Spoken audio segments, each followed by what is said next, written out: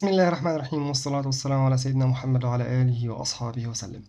هلا بالفيديو اليوم إن شاء الله تعالى رح أحكي عن آخر التحديثات الخاصة بتطبيق شامكاش. هلا من فترة حوالي يومين أطلقت موقع شامكاش أو شركة شامكاش النسخة الجديدة الخاصة بالتحديث.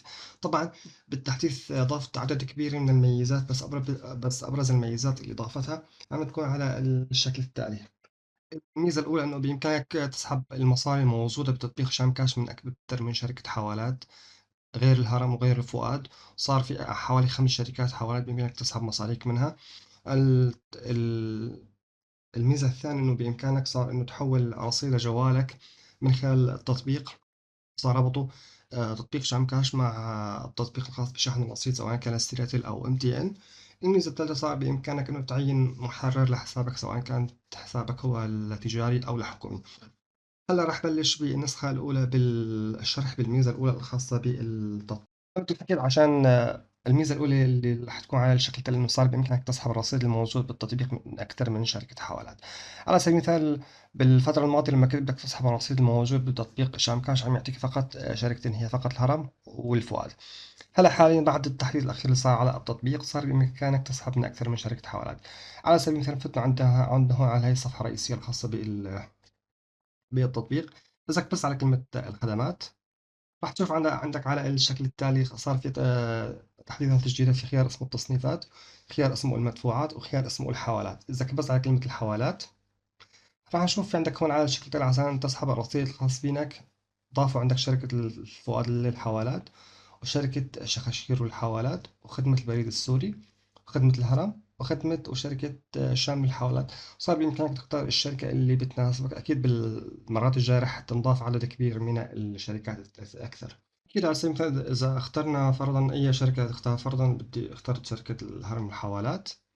تضغط على الشكل التالي. أول شي تختار العملة دولار ولا ليرة سورية. تختار المبلغ، أكيد المبلغ اللي تحطه من عندك. تختار المبلغ على سبيل المثال. بعدين راح ينزل بشكل مباشر الاسم الخاص فينك. بإمكانك تخلي اسمك أو تحط على سبيل المثال لشخص ثاني، بإمكانك تحط الحوالي باسم شخص ثاني. راح ينزل بشكل مباشر الرقم الهاتف الخاص فينك، وراح يعطيك التكاليف الخاصة بالحوالة، وتكبس على كلمة تحويل. بعد ما تكبس على كلمة تحويل راح يجيك على البريد على الرسالة SMS تعطي تحوي على رقم الإشعار. بعدها راح تروح على أي شركة الحوالي اللي أنت حولت لها المصاري وتستلم المصاري بكل بساطة.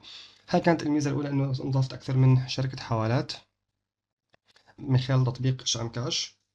هلا الميزة الثانية راح أشرحها. إنه صار بإمكانك إنه آه الميزة الثانية إنه صار بإمكانك تحول رصيد لك من خلال سواء كنت شخص عادي أو محل.